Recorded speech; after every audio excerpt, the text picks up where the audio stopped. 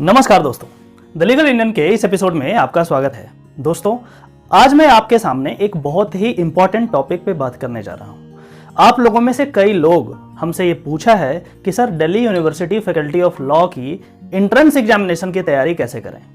आज मैं आपको दिल्ली यूनिवर्सिटी में जो लॉ फैकल्टी में आने के लिए एंट्रेंस कराया जाता है, इसके बारे में बहुत ही विस्तार रूप से मैं आपको बताऊंगा।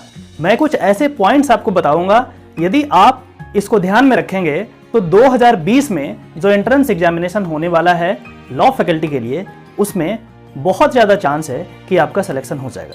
तो चलिए हम शुरू करते हैं।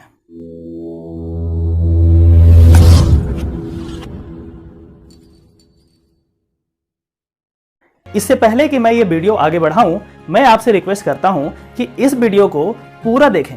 यदि आप बीच में वीडियो छोड़ देंगे तो कंसेप्ट आपको सही तरीके से समझ में नहीं आएगा। तो आपसे मेरा सिर्फ और सिर्फ रिक्वेस्ट यह है कि इस वीडियो को पूरा देखें और इसमें जो भी चीजें बताई गई है इस पे अमल करने का प्रयास करें। मुझे विश्वास है कि यदि आप ऐसा करते हैं तो आपका सिलेक्शन निश्चित होगा। तो चलिए अब हम शुरू करते हैं। मैंने आपके लिए कुछ पॉइंट्स बना करके रखे हैं। ये कुछ पॉइंट्स हैं, मैं एक एक करके सारे पॉइंट्स को डील करूंगा और आप ध्यान से नोटबुक पे इसको नोट कर सकते हैं और जरूरत पड़े तो हमसे पूछ भी सकते हैं। दोस्तों, सबसे पहला काम आपको क्या करना है कि एक गाइड बुक लेना है। एक गाइड बुक लेना है। अब क्वेश्चन यह है कि सर कौन सा गाइड बुक लेना है। गाइड बुक हमारे पास बहुत सारे गाइड बुक हैं मार्केट में, लेकिन मैं आपको रिकमेंड करूंगा कि टेक अ गाइड बुक इधर यूनिवर्सल पब्लिकेशन का ले लें या फिर सिंगल पब्लिकेशन का ले लें। दोनों में से एक कोई भी ले सकते हैं, आपको जो भी सही लगे। रिसेंट पब्लिकेशन, जो रिसेंट एडिशन है, उस रिसेंट एडिशन का आप दोनों में से कोई एक गाइड ले लें।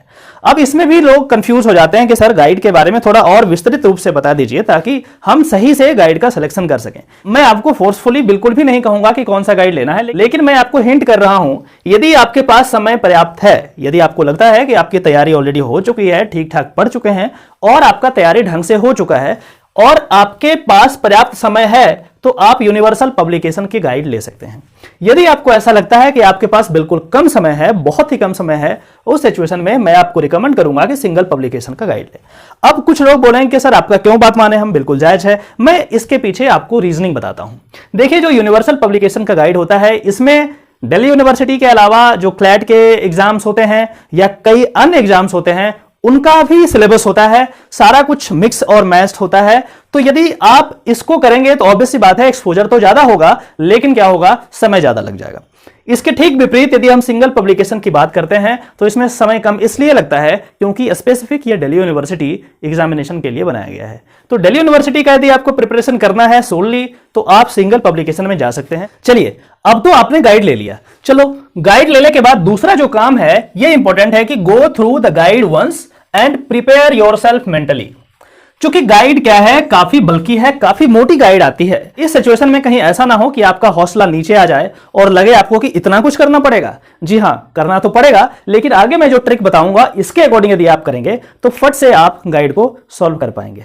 तो आपको क्या करना है, मेंटली आपको यह प्रिपेयर करना है कि भैया इस गाइड को एक नहीं 3 बार हमें कंप्लीट करना है। और कैसे करना है मैं आपको आगे बताऊंगा, आप पूरा वीडियो को जरूर देखें। दूसरा जो स्टेप था उसमें यह था कि मेंटली हम प्रिपेयर करेंगे। कैसे मेंटली प्रिपेयर करेंगे, तो गाइड को देखेंगे कौन कौन सा टॉपिक है, कौन कौन सा टॉपिक में आप अच्छे हैं, कौन कौन सा टॉपिक आपको और ज्यादा मेहनत करने की जरूरत है। ये तमाम चीजों को हम देखेंगे। उसके बाद मेंटली हम प्रिपेयर करेंगे कि हाँ, इस एरिया में हमें ज्यादा फोकस करना है, इस एरिया में हम कम फोकस कर सकते हैं, इत्यादि इत्यादि। उसके बाद जब आप मेंटली प्रिपेयर हो जाएं तो अब क्या है कि अब कैसे प्रोसीड करें आगे, इसके बारे में देखते हैं। तीसरा जो पॉइंट है, कहता है कि प्रीवियस ईयर क्वेश्चंस आपको करने हैं 2017, 2018, 2019 के।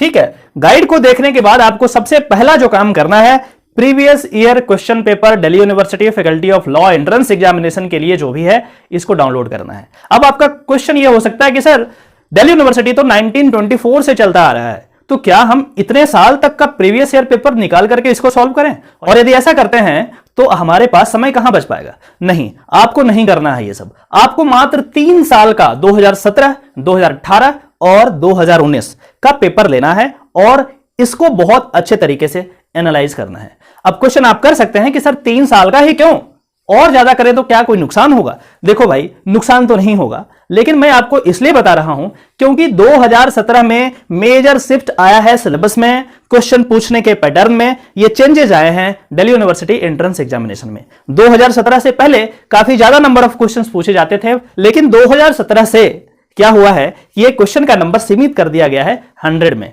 मतलब ये हुआ कि अब जो है 100 क्वेश्चन पूछे जाएंगे, और जो क्वेश्चन पूछने का पैटर्न है ये भी काफी चेंज कर दिया गया है। तो आपसे अनुरोध यह है कि 2017, 2018, 2019 के पेपर को थॉरोली जाएं, उसमें एक एक क्वेश्चन को आप ध्यान से देखें और आप ये पता लगाएं, आपको ये समझ में आ जाएगा कि किस लेवल का क्वेश्चन यहां पे पूछा जाता है।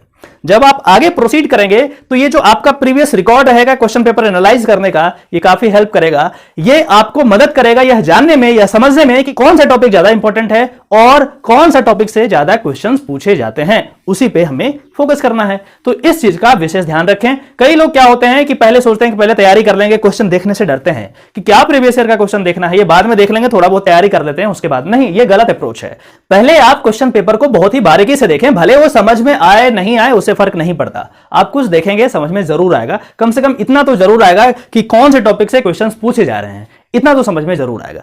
इतना करने के बाद अब जो मेन चीज है इस पे फोकस करते हैं। प्रीवियस ईयर क्वेश्चन को देख करके आप एनालाइज कर सकते हैं कि कौन से टॉपिक में क्या आ सकता है। आपके लिए मैंने अपने लेवल पे इसको एनालाइज किया है।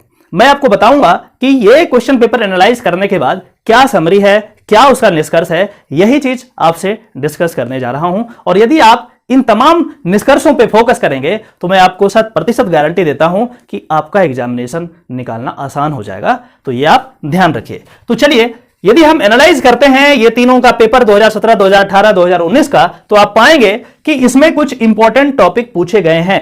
इंपॉर्टेंट टॉपिक कॉन्स्टिट्यूशन से हो सकता है, इंपॉर्टेंट टॉपिक लीगल से हो सकता है, बहुत सारे टॉपिक मैं आपको बताऊंगा, इंग्लिश का क्वेश्चन है। ये तमाम चीजों को हम डिस्कस करने जा रहे हैं। सबसे पहले जो पोर्शन आपको कंप्लीट करना है वो है constitution of India. Constitution of India यदि हम बात करते हैं तो काफी बल्कि है और इतना समय नहीं है कि पूरे कॉन्स्टिट्यूशन ऑफ इंडिया को कवर कर लिया जाए।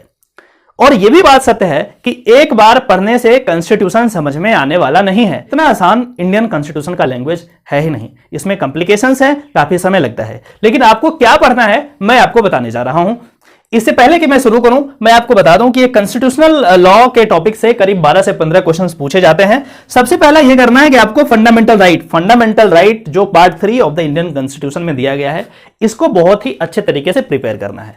और ये जो है आर्टिकल 12 से लेकर के आर्टिकल 35 तक होता है, आपको इसको बढ़िया से पढ़ना है क्योंकि क्वेश्चंस इसमें भर भर के पूछे जाते हैं। तो आप 35 ना भी करो तो कम से कम आर्टिकल 12 से आर्टिकल 32 तक तो बिल्कुल थोरोली कर लो। 3 पीछे का आर्टिकल छोड़ सकते हो, कोई इशू नहीं है। यदि हो तो 31 भी छोड़ सकते हो, कोई इशू नहीं है, ठीक है। लेकिन जो 12 है, 12 से 35 तक आप कोशिश करना हो जाए। उसके बाद दूसरा जो टॉपिक आता है DPSP, directive principle of state policy. ये आर्टिकल 36 टू आर्टिकल 51 होता है, इसको आप अच्छे से कर सकते हैं, इससे भी क्वेश्चंस पूछे जाते हैं, ठीक है। तीसरा जो टॉपिक है वो फंडामेंटल ड्यूटीज का है, आर्टिकल 51A का है, यहां से भी क्वेश्चंस पूछे जाते हैं। चौथा टॉपिक जो आपको करना है वो है अमेंडमेंट्स इन कॉन्स्टिट्यूशन। हमारे कॉन्स्टिट्यूशन में जो भी फेरबदल किया गया है, यदि हम अमेंडमेंट्स इन द कॉन्स्टिट्यूशन की बात करें तो हमारे कॉन्स्टिट्यूशन में अभी तक कितना बदलाव किया गया है, कौन सा आर्टिकल ऐसा है जो ये कहता है कि आप कॉन्स्टिट्यूशन में अमेंडमेंट कर सकते हैं, ये सारी चीजें। जो पुराने अमेंडमेंट्स हैं उसको भी एक बार देखना है, और जो नए अमेंडमेंट्स कराए गए हैं पिछले 1 साल में, इसका भी लिस्ट बनाना है और इसको आपको ध्यान में रखना है। क्वेश्चन यहां से पूछे जाते हैं, ठीक है। आगे यदि हम बात करते हैं तो शेड्यूल 12 शेड्यूल एंड हिस्ट्री।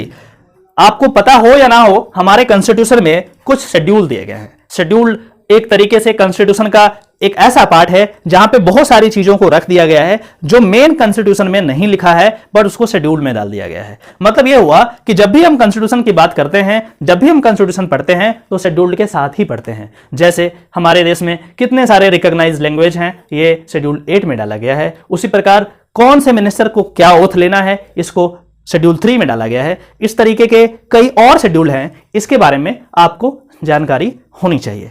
इतना करने के बाद जो इंपॉर्टेंट है कि चैप्टर ऑन ये तमाम जो चीजें हैं, ये जो टॉपिक्स हैं, ये काफी इंपॉर्टेंट है और क्वेश्चन से यहां से पूछा जाता है। तो आपसे मैं गुजारिश करूंगा कि आप प्रेसिडेंट का चैप्टर, प्रेसिडेंट के बारे में जो भी जानकारी है, इनका लीगल पावर क्या है, इनका एग्जीक्यूटिव पावर क्या है, ये तमाम तरीके की चीजें जो भी है आप यहां कर सकते हैं। वाइस प्रेसिडेंट का कर सकते हैं, पार्लियामेंट का कीजिए, सुप्रीम कोर्ट के बारे में पढ़ लीजिए, हाई कोर्ट के बारे में पढ़ लीजिए, अटॉर्नी जनरल के बारे में पढ़ लीजिए।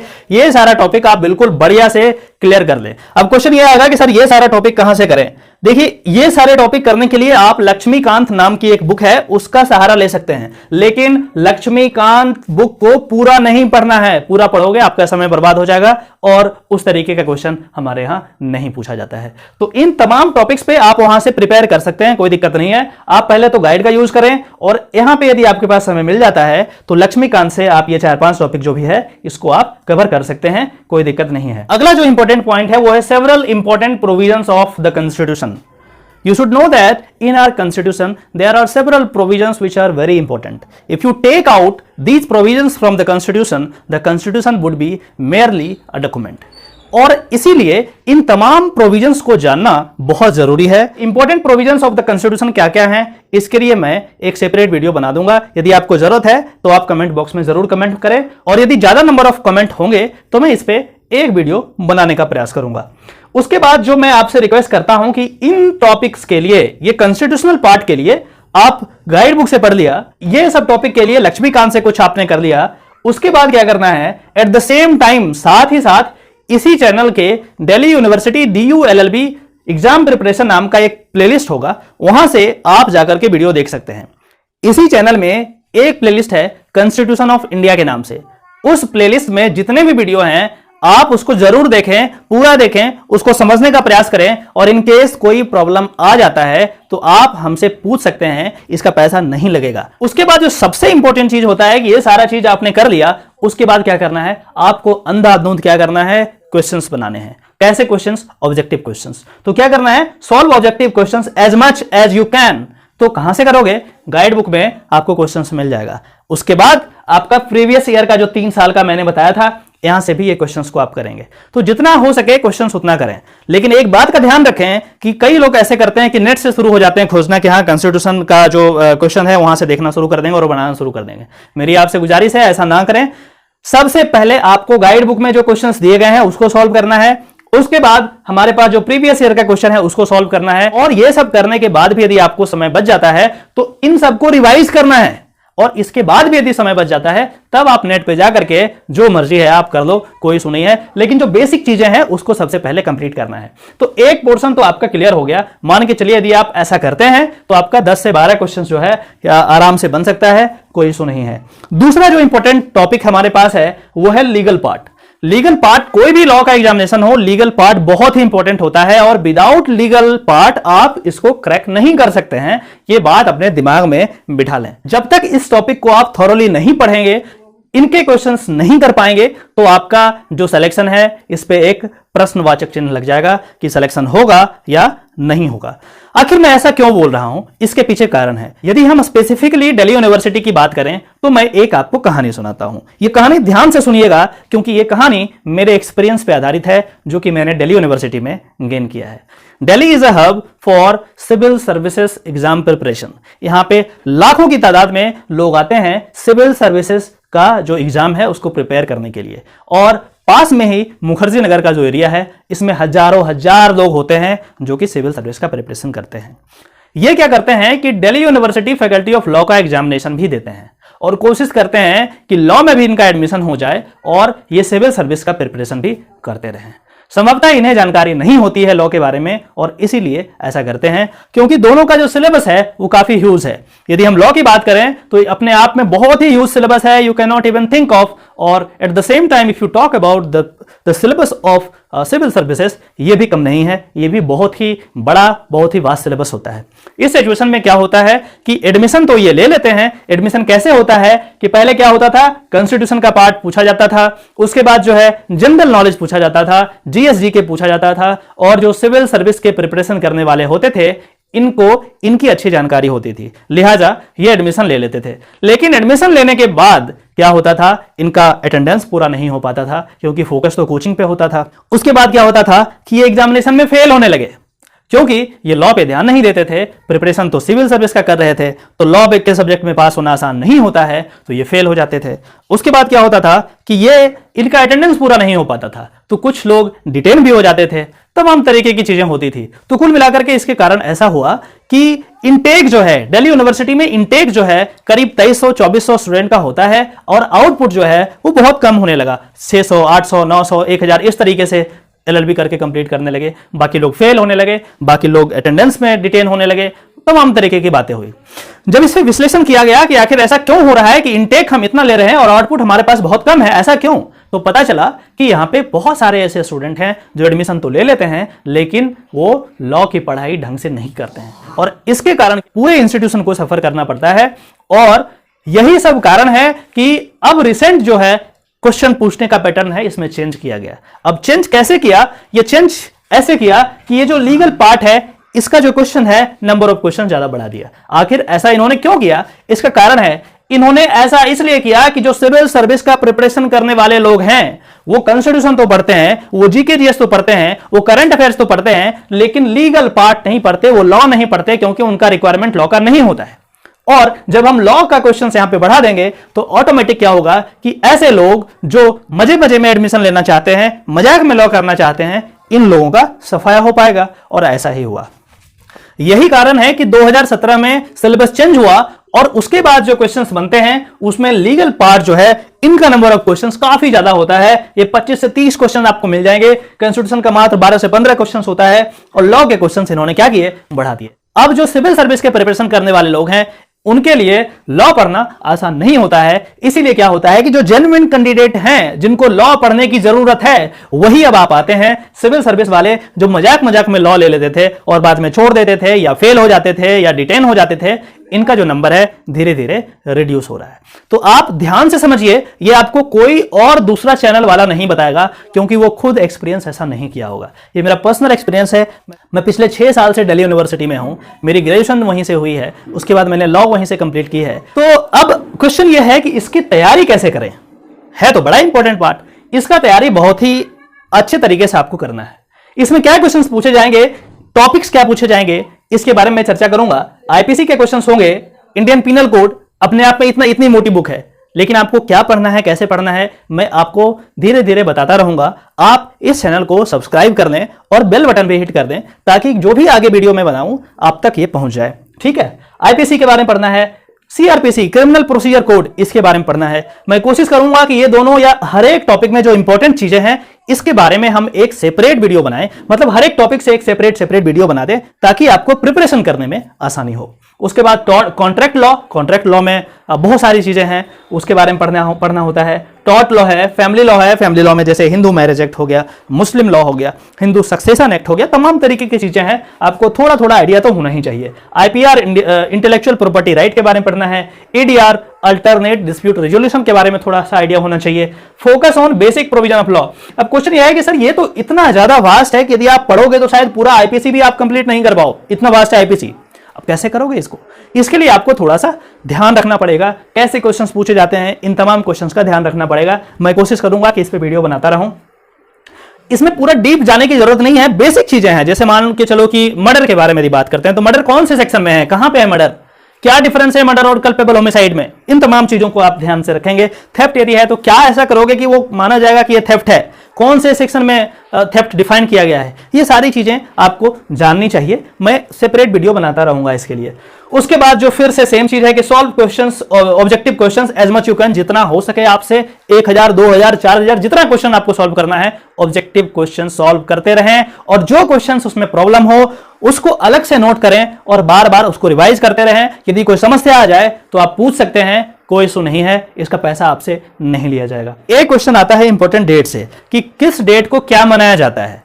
तो आप एक क्वेश्चन आपका बिल्कुल क्लियर है, बिल्कुल सर्टेन है कि ये आएगा, तो आप उस तरीके से अपने आप को प्रिपेयर कर लें। गाइड में आपको डेट्स मिल जाएंगे, उसमें जो इंपॉर्टेंट है आप उसको याद कर लें। जरूरत पड़ेगा तो मैं इस पे भी वीडियो बना दूंगा। उसके बाद जो है commission and committee in India, जैसे लॉ के क्षेत्र में या एजुकेशन के क्षेत्र में डीएस कोठारी कमीशन वगैरह का जो नाम आता है, या फिर रिजर्वेशन से यदि कोई कमीशन बना है, उन तमाम कमीशन के बारे में हमें याद करना है, हमें समझना है, ठीक है, उसके हिस्ट्री को समझना है। तो इसके लिए अलग से नोट बना लें, 2 से 3 क्वेश्चंस इसमें भी पूछे जाते हैं कि कौन सा कमीशन क्या किया है, कब आया था, क्या कारण था आने का, तमाम तरीके की चीजें यहाँ पे दी गई है। खास करके रिजर्वेशन से, एजुकेशन से और लॉ कमीशन के कुछ आप रिपोर्ट्स देख सकते हैं, तो ये भी इंपॉर्टेंट है।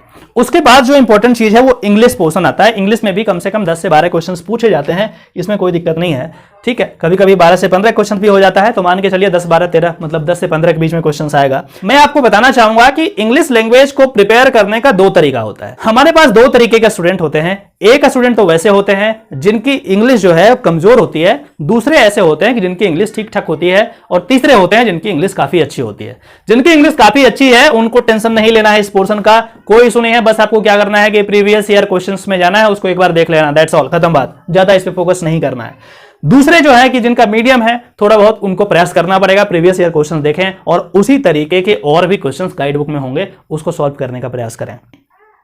तीसरे जो लोग होते हैं जिनकी इंग्लिश बिल्कुल सही नहीं है, उनको इस पे फोकस करना पड़ेगा, क्योंकि यहां भी क्वेश्चन नंबर ऑफ क्वेश्चन ज्यादा होता है, तो इस पे आपको फोकस करना पड़ेगा। आपको प्रीवियस ईयर क्वेश्चन बहुत थोरोली करना पड़ेगा, कुछ ग्रामर पार्ट पे आपको ध्यान देना पड़ेगा, और जो भी क्वेश्चंस गाइड बुक में दिए गए हैं उसको सॉल्व करना पड़ेगा। तो इस चीज का आप ध्यान रखिए। आप अपने अकॉर्डिंग, आपको क्या लगता है आपका इंग्लिश किस तरीके का है, आप खुद को देख लीजिए और उसके अकॉर्डिंग काम कर सकते हैं। लेकिन प्रीवियस ईयर क्वेश्चन का इंग्लिश बिल्कुल भी नहीं छोड़ना है, इसको थोरोली करना है। अब जो अगला इंपॉर्टेंट चीज है वो है UN organisation, United Nation organisation के बारे में पूछा जाता है, जैसे ICJ, International Court of Justice, ICC, International Criminal Court, Security Council क्या है, एटसेट्रा एटसेट्रा। अभी जो खास करके जो चर्चा का विषय है वो WHO है, वर्ल्ड हेल्थ ऑर्गेनाइजेशन, इसको ध्यान रखें। इस तरीके की और भी ऑर्गेनाइजेशन है, वर्ल्ड ट्रेड ऑर्गेनाइजेशन वगैरह है, इसको ध्यान रखें। इस पे एक अलग से नोट बना लें, और जो भी क्वेश्चंस पूछे गए हैं इसको आप थोरोली कर लें, ये भी इंपॉर्टेंट है, तो इसको भी आप कर सकते हैं। अगला जो है legal maxim, 1-2 question legal maxim का ही आ जाता है। लीगल मैक्सिम लॉ के टर्म में कुछ टर्म होंगे, उसका बताया जाएगा कि इसका मीनिंग क्या होता है। वैसे मैंने काफी पहले लीगल मैक्सिम पे 2 वीडियो अलग अलग से बनाया है, और करीब मैंने 100 लीगल मैक्सिम को कवर करने का प्रयास किया है। आप आई बटन में इसे देख सकते हैं, आप इसको ध्यान से देख लीजिए ताकि आपका जो इंपॉर्टेंट लीगल मैक्सिम है वो कवर हो जाए, ठीक है। उसके बाद अगला जो आता है मैथमेटिक्स। मैथमेटिक्स 5 क्वेश्चंस तो पूछे जाएंगे, ठीक है, हमेशा से पूछा जाता है 5 क्वेश्चंस। यदि आपका मैथ्स ठीक ठाक है तो 1-2 क्वेश्चन तो वैसे ही हो जाएगा। यदि आपका खराब है तो मैथ्स का पोर्शन फिर मुश्किल हो जाएगा। लेकिन अच्छी बात यह है कि इसका जो नंबर ऑफ क्वेश्चन है 5 है, फिक्स्ड है, 4-5 क्वेश्चन पूछे ही जाते हैं। तो इसमें यह है कि आप प्रीवियस ईयर क्वेश्चंस को देख करके आप प्रिपरेशन कर सकते हैं। यदि आपको जरूरत महसूस हो कि दिल्ली यूनिवर्सिटी में जो मैथ्स का क्या क्वेश्चन पूछा जाता है और इसको कैसे सॉल्व करें, इस पे यदि आप अलग वीडियो चाहते हैं तो मेरे पास मैथ्स के शिक्षक हैं, मैं उनसे बात करके मैथमेटिक्स का भी जो बेसिक फंडा है उसको समझाने का प्रयास करूंगा। यदि आपको जरूरत है तो आप कमेंट बॉक्स में जरूर रिप्लाई करें। दोस्तों ये वीडियो लंबा हो रहा है, लेकिन मैं आपसे गुजारिश करूंगा कि इस वीडियो को पूरा देखें, क्योंकि एक एक बात जो है आपके प्रिपरेशन के लिए बहुत ही इंपॉर्टेंट है, इसलिए इस वीडियो को पूरा देखें, ठीक है। अगला जो है वो है करंट इवेंट्स, ठीक है। करंट इवेंट्स पिछले कम से कम 1 साल 12 महीने का क्या हुआ है, क्या करंट इवेंट्स है। अब प्रॉब्लम यह आता है current event is very vast, कहां देखना है, इकोनॉमी देखना है, पॉलिटिकल देखना है, लीगल देखना है, मेडिकल क्या देखना है, बहुत सारे प्रॉब्लम है, स्पोर्ट्स का देखना है, बहुत सारी चीजें हैं। मैं आपसे गुजारिश करूंगा कि आप लीगल पोर्शन पे बहुत ज्यादा ध्यान दें, क्योंकि लॉ का एंट्रेंस एग्जामिनेशन है, यहां पे लीगल पोर्शन काफी पूछा जाता है। तो पिछले 1 साल में जो भी लीगल डेवलपमेंट हुए हैं उसको ध्यान से आपको देखना पड़ेगा, उसको समझना पड़ेगा। एग्जाम्पल के लिए मैं आपसे बात करूंगा अभी, तो जैसे लीगल डेवलपमेंट जो भी हुआ है, सुप्रीम कोर्ट का जो भी इंपॉर्टेंट जजमेंट है पिछले 1 साल में, आपको उसको ध्यान से देखना पड़ेगा, ठीक है। रिसेंट अमेंडमेंट हुआ है कुछ लॉ में सुप्रीम कोर्ट के द्वारा, उसको भी देखना पड़ेगा। जैसे आर्टिकल 370 में हुआ है, अयोध्या का वर्डिक्ट आया, तमाम तरीके की बातें हुई है, बहुत सारी चीजें हैं, इसको आपको देखना पड़ेगा। वैसे इसी चैनल पे लीगल करंट अफेयर नाम का एक प्लेलिस्ट है, उसमें कुछ वीडियो डाले गए हैं, आप उन तमाम वीडियो को बहुत अच्छे तरीके से देखें। वो रिसेंट है और हाल फिलहाल में बनाया गया है, तो यदि आप देखेंगे तो आपका कंसेप्ट क्लियर होगा, और बहुत ज्यादा चांस है कि वो तमाम वीडियो में जो भी कंसेप्ट डिस्कस किया गया है उस कंसेप्ट पे क्वेश्चन आ सकते हैं, तो आप जाकर के उसको देख लीजिए। अभी लॉकडाउन का पीरियड है, जैसे सेक्शन 188 ऑफ आईपीसी क्या कहता है इसके बारे में आपको देखना पड़ेगा। लॉकडाउन और कर्फ्यू में क्या डिफरेंस होता है, ये तमाम चीजें जो है आपको देखना पड़ेगा। एपिडेमिक एक्ट जो है अभी लगाया गया है, इसके बारे में आपको जानकारी लेनी होगी, तो आप प्लेलिस्ट से जाकर के ये तमाम जानकारी ले सकते हैं। अब कुछ मेरा पर्सनल एडवाइस होगा, हालांकि एडवाइस मानना या ना मानना ये आप पे डिपेंड करता है। आप इसको माने तो ठीक है, नहीं माने तो भी ठीक है, कोई इशू नहीं है, लेकिन जो व्यक्ति मानेगा उसको फायदा जरूर होगा। तो क्या है ये सजेशन, मैं आपको बताऊंगा। पहला सजेशन है कि हमारे पास legal studies class 12th NCERT की एक बुक होती है। आप में से कई लोगों को यह पता नहीं होगा कि क्लास 12th में लीगल स्टडीज भी पढ़ाया जाता है, class 11th and class 12th में।